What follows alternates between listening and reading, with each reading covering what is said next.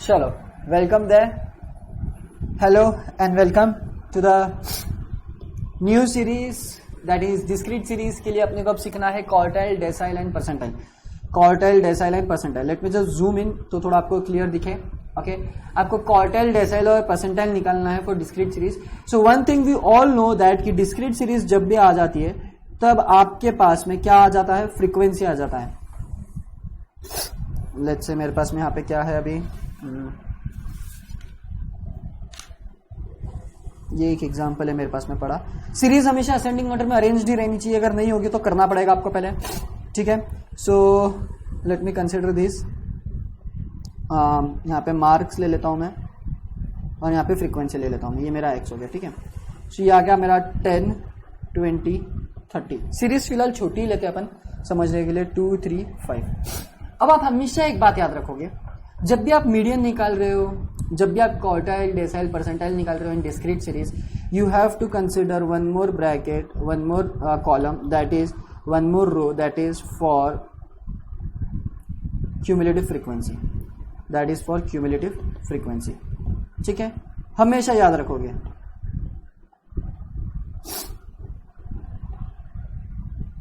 ये आ गया cumulative frequency. Cumulative frequency का इस्तेमाल आएगा, ठीक है। तो अब यहाँ पे आ जाओ, how do you find out quartile, decile and percentile. ये कलर थोड़ा डार्क सिलेक्ट हो गया एक्चुअली मेरे से, बट मेरे को रिप्रेजेंट करना था कि अपन यही लेते। तो एनीवेज, अपना चैप्टर की शुरुआत से ये है ना कलर, हमेशा याद रखोगे थ्रू आउट दिस कोर्स। अपने स्टैटिस्टिक्स के मैं इंडिविजुअल सीरीज को रेड से रिप्रेजेंट करूंगा, डिस्क्रीट सीरीज को ये कलर से रिप्रेजेंट करूंगा, मैं फिर से भूल गया हूँ ये कलर, और कंटिन्यूस सीरीज को ओके। ओफो, चार्ज क्यों नहीं कर रहा है, ठीक है। और कंटिन्यूस सीरीज को ऑरेंज कलर से रिप्रेजेंट करूंगा, ठीक है। चलो फटाफट देखते हैं। ये चार्जिंग रुक गया है मेरा and I have to complete this session. वाह, और अभी इसमें टाइम पास कर रहा हूं मैं।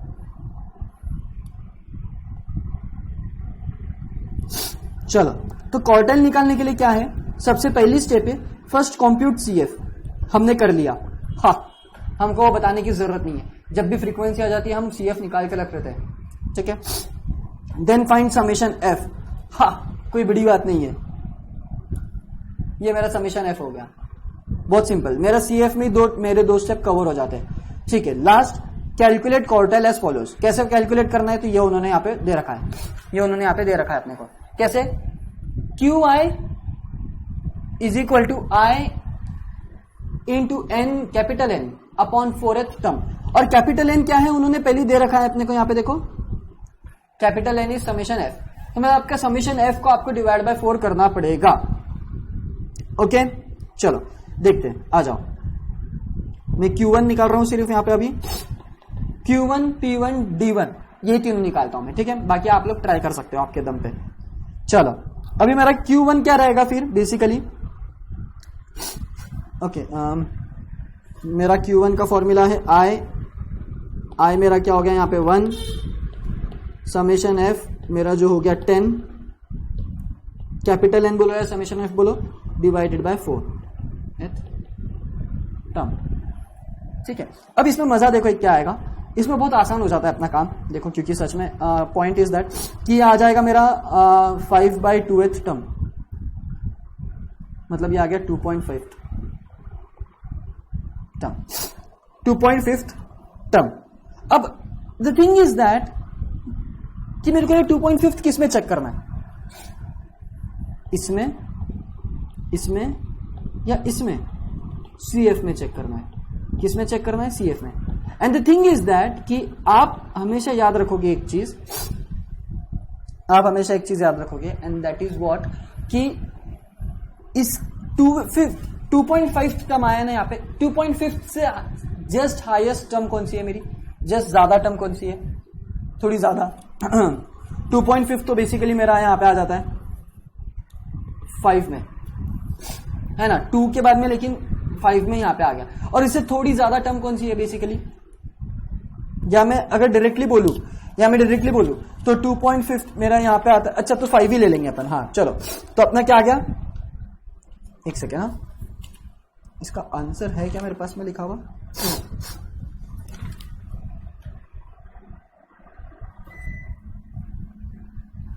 बहुत फ्लक्चुएशंस हो रहा है। हाँ, ब्लैंक हो गया था। शिट, लाइट आ रही जा रही है, चार्जिंग भी नहीं है। चलो फटाफट। एनीवेज हाँ, एक यहाँ पे थोड़ा चेंज आएगा। 11/4 कितना हो जाता है? एक मिनट मेरे को देखने दो। 2.25। हाँ ठीक है, अपने को उसका कोई लेना देना नहीं है। व्हाट वी डू इज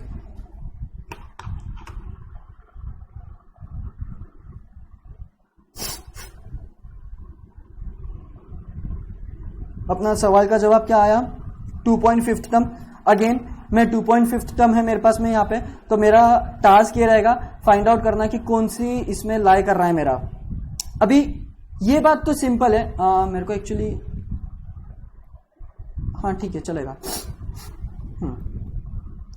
अब यहाँ पे तो मेरे को ये बात देखना है कि ये जो 2.5 टर्म है इससे हाईएस्ट, इससे थोड़ा मतलब ये जो टर्म है ये यहाँ पे कहाँ पे है?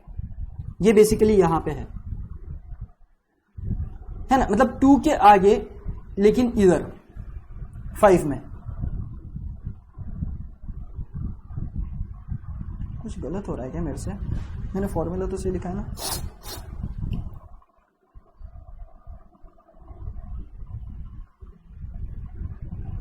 तो 2.5 टर्म कहां पे लाई करेगा एक्चुअली मेरा? ये मैं किसको ऐसे करूंगा? इसमें चेक करूंगा 5 में। और 5 में मेरा आंसर क्या आ रहा है? 5 में मेरा आंसर क्या आ रहा है? 20। बहुत दिक्कत जा रही है यार। मेरी 5 में कौन सी टर्म आ रही है? 20। तो ये हो गया मेरा Q1। पर ये मेरा गलत हुआ कुछ तो एक्चुअली। मेरा Q2 भी यही आएगा फिर। मेरा Q2 भी यही आएगा। देखो मजेदार बात ये है यहाँ पे, देखो कैसे, देखो मेरा Q2 क्या आने वाला है? Q2 is 2 into capital N बोलो या समेशन F, जो कि मेरा 10 है, डिवाइडेड बाय 4। Fifth term. ये फिफ्थ को मैं कहां देखता हूं? यहाँ पे। और फिफ्थ में कौन सा लाई कर रहा है मेरा? 20। तो ये आ गया मेरा आंसर 20, Q2।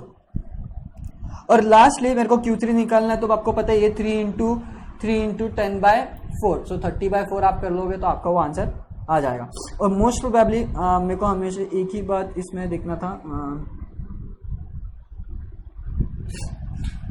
इसमें एक्चुअली पॉइंट में देना मुश्किल ही है। ये अपना एग्जाम्पल ऐसा बन गया है एक्चुअली। मेरे को ये तुमको बोलना है। अभी मैंने देखा मेरे इसमें बुक में स्लाइटली डिफरेंट था एग्जाम्पल, थोड़ा सा अलग, और मैंने थोड़ा अलग ले लिया है। अपना ये एग्जाम्पल थोड़ा अजीब फॉर्मुलेट हुआ है, इसलिए Q2 Q1 अपना सेम आया है। बेसिकली करना क्या होता है आपको डिस्क्रीट सीरीज के वक्त, अगर आप क्वार्टाइल निकाल रहे हो in discrete series when you are calculating the quartile, so you first find the CF, then you find the summation F that is capital N, and then you use the formula for quartile that is I into summation F upon 4। और वो जो होता है वो term आपको check करनी होती है CF के कॉलम में। वो जो टर्म है आपको किसमें चेक करना है? CF के कॉलम में चेक करना है। और आपको पता करना है कि वो टर्म को करस्पॉन्डिंग कौन सी वैल्यू है, जैसे अभी 2.5 था, so it is really impossible for us कि वहां पे 2.5 को निकालना। सो ऐसे समय पे अपन 20 कंसिडर कर लेते हैं। और ये मोस्ट प्रोबेबली आपको फ्रैक्शन में नहीं देगा, आपको ये डायरेक्टली एक क्या बोलते तो होल नंबर के फॉर्म में ही देगा। ये अभी हुआ है यहाँ पे अपने साथ में, एक्चुअली होगा नहीं है। ओके, ये तुम्हारे साथ में एग्जाम में नहीं होगा जो अपने साथ में हुआ है। सो अगर होता भी है तो आपको पता ही चला है कैसे करना है, और अगर नहीं होता है तो आपको तो इट्स रियली सिंपल, वो तो आपको पता ही है कि बेसिकली अगर सिर्फ सेकेंड टर्म आ गया, जैसे ये, इसको हटा दो, जैसे ये Q2 एग्जैक्टली फिफ्थ टर्म आया, तो मैंने फिफ्थ को इसमें चेक किया CF में, और जैसे मेरे को पता चला CF में 5 यहाँ पे है, तो इसका करस्पॉन्डिंग क्लास इज 20, और मैंने वो आंसर में लिख लिया 20। ओके, अब आ जाओ डिस्क्रीट से डेसाइल पे, सॉरी, अब आ जाओ डेसाइल पे। ये थोड़ा यहाँ पे स्लाइड अपना ये एक्चुअली एग्जाम्पल फॉर्मुलेट नहीं हुआ प्रॉपरली, इसलिए मेरे से थोड़ी गड़बड़ हो गई। मैंने देखो यहाँ पे मेरे लिए एग्जाम्पल दूसरे बुक में मैंने सही लिखा हुआ है तो मैंने वो रेफर नहीं किया।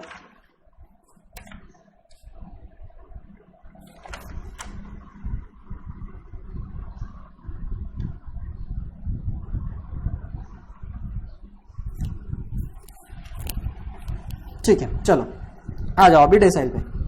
डेसाइल कैसे कैलकुलेट करेंगे भाई? डेसाइल तो अब मैं ये मिटा दूं, टाइम लगेगा मिटाने में, चार्जिंग नहीं हो रही है पहले ही अपनी। डेसाइल D1 क्या होता है basically? I capital N upon 4 नहीं 10 आएगा क्योंकि ये डेसाइल है, ओके। अब मैं D1 निकाल रहा हूं तो मेरा क्या हो जाएगा? ये DI। मेरे को D1 निकालना है तो ये हो जाएगा, ये तो मेरा 10 है ही, ये डिवाइडेड बाय 10th टर्म आ जाएगा और ये हो जाएगा मेरा फर्स्ट टर्म और ये आ गया मेरा 10 आंसर। क्योंकि फर्स्ट देखो CF में कहाँ लाई कर रहा है? पहले दो 2 में लाई कर रहे हैं और ये 2 में कौन सा है? देखो 10। 3 आ जाता, अगर यहाँ पे 3 आ जाता, कहाँ पे? यहाँ पे, तो मैं ये नहीं कंसिडर करता, ना ये मैं ये नहीं कंसिडर करता third term.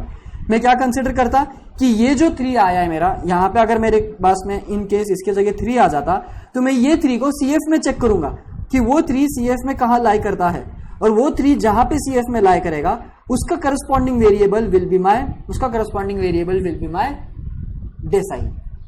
Okay, let's take another D5। D5 क्या आना चाहिए मेरा? ये हो जाएगा 5 10/10। ये तो अब वैसे ही रहने वाला है 10/10। ओके ठीक है, तो ये तो कैंसिल हो जाएगा, ये हो गया 5th टर्म। सो मेरे को ये चेक करना है एग्जैक्टली मेरा D5 कि 5th मेरा CF में कहाँ है, और अपने को एग्जैक्टली पता है कि अपना जो 5th है वो कहाँ पे आ रहा है? 20 पे आ रहा है। सो मेरा D5 कितना आ गया? 20, और आना ही चाहिए 20। क्यों? क्योंकि ये मीडियन है, तो इसको और इसको जब मैं एलिमिनेट कर दूंगा तो मेरा ये मीडियन बचता ही है 20, तो मेरा 20 शुड बी मीडियन और वो आना ही चाहिए क्योंकि D5 is nothing but the median. Okay, अब आ जाओ PI। क्या होगा मेरा PI का फॉर्मूला? अब यहां से तुम बता सकते हो, that is capital N upon 100। Capital N upon 100।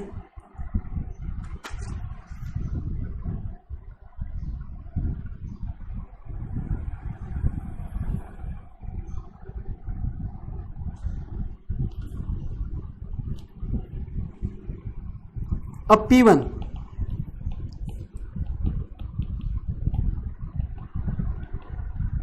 अब देखो यहां पे वही प्रॉब्लम होने वाला है क्या? सो ये 2 हो जाएगा, सो 0.5th टर्म। अब 0.5th कहां पे लाई करती है अपनी CF में भाई? पहले दो तो यहां पे है, ये ले लो फिर ऐसा। सो यहां पे एक्चुअली 0.5th यानी 10 बोल रहे हैं, मतलब इसका ये मतलब होगा कि पहले परसेंटाइल में पहले ये आ गया। एक्चुअली 10 नहीं आ सकता अपना आंसर, कभी भी 10 नहीं आ सकता है, क्योंकि 10 अगर आ गया परसेंटाइल में तो बहुत मुश्किल हो जाएगी। परसेंटाइल में तो बहुत छोटा छोटा नंबर आना चाहिए, है ना।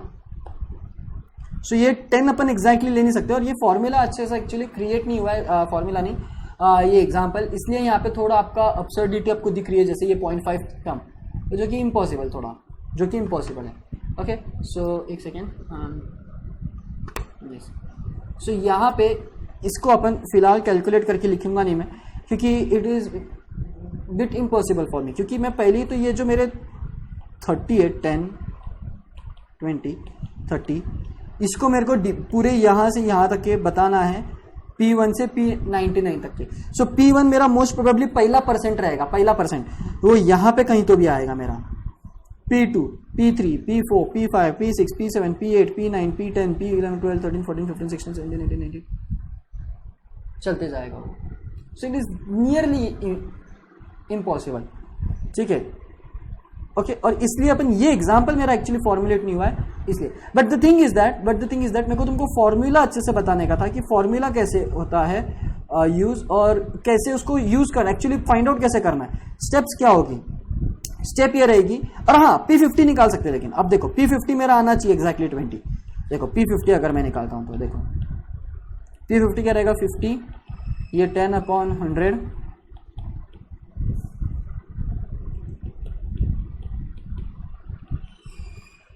Fifth term. फिफ्थ CF में कहां लाई करता है, देखो 20 पे लाई करता है, तो मेरा 20 आना यहाँ चाहिए यहाँ से, और आएगा ही आएगा। मेरा P50 क्या हो गया 20। मतलब आप सोचो, अगर आप सोचो यहां पे अगर P50 आ रहा है तो इतने पूरे 50 है पहले, बाकी P1 to P50, तो बहुत मुश्किल हो जाता है। ये अपना एग्जाम्पल प्रॉपरली फॉर्मुलेट नहीं हुआ इसलिए, बट खैर आपको करना क्या है, मेरे को वो सिखाना था बेसिकली। आपको जब भी डिस्क्रीट सीरीज आ जाएगी, तब पहले आपको सबसे पहले करना है क्यूमुलेटिव फ्रीक्वेंसी। क्या करना है, क्यूमुलेटिव फ्रीक्वेंसी। सेकंड क्या करना है आपको, सेकंड आपको ये ध्यान में रखना है कि आपका अब समेशन F आपको निकालना है। एंड थर्ड आपको फॉर्मूला है DI QI PI के लिए, and that formula is nothing but I N upon N is equal to summation F 4/10/100। और ये जो है ये किसमें चेक करेंगे, चेक इट इन CF, और इसका corresponding class is your decimal quartile percentile. इसका करस्पॉन्डिंग क्लास बोला या वेरिएबल आपका वैल्यू रहेगा। So that is how you calculate discrete series में। चिंता ना करो, अपन एग्जांपल्स करने वाले हैं, यहाँ पे मैं छोड़ने नहीं वाला हूं, मैं सिर्फ आपको यहाँ पे कॉन्सेप्ट बता रहा हूं क्या है। इसके एग्जांपल्स बहुत सारे हैं अपने पास में, अगर आपको देखने का है तो अपने पास में टोटल इसके 54 एग्जांपल्स है, मतलब ये पूरे चैप्टर के, ठीक है ना। मेजर ऑफ सेंट्रल टेंडेंसी के अपने पास में 54 है, उसके अपने को एग्जांपल्स करने, उसमें से सारे तो नहीं होंगे अपने, बट कुछ कुछ होंगे, तो उसमें मैं ध्यान रखूंगा कि सब कवर कर पाऊँ मैं, मीन मीडियन मोड भी और परसेंटाइल क्वार्टाइल डेसिमल भी, ठीक है। सो यहाँ पे आपको क्या ध्यान में रखना है, ये स्टेप्स, और यहाँ पे तो डिस्क्रीट सीरीज, इंडिविजुअल सीरीज में तो क्या याद रखना है, सिर्फ I लिख नहीं रहा होगा, I इंटू n+1/4th, एक याद रखो, बाकी दो सिर्फ डिवाइड बाय 100 करना है, एक याद रखो, बाकी दो अपने आप हो जाएगा। और मैं हमेशा बोलूंगा कि क्वार्टाइल याद रखो, क्योंकि परसेंटाइल और डेसिमल, परसेंटाइल आपको 10 पता है तो डेसिमल आपको 10 पता है तो परसेंटाइल आपका 100 तो होने ही वाला है डेफिनेटली। सो एक आप याद रख लो, बाकी आपको याद रखने की जरूरत नहीं है। Okay, so that's it from me guys, thank you.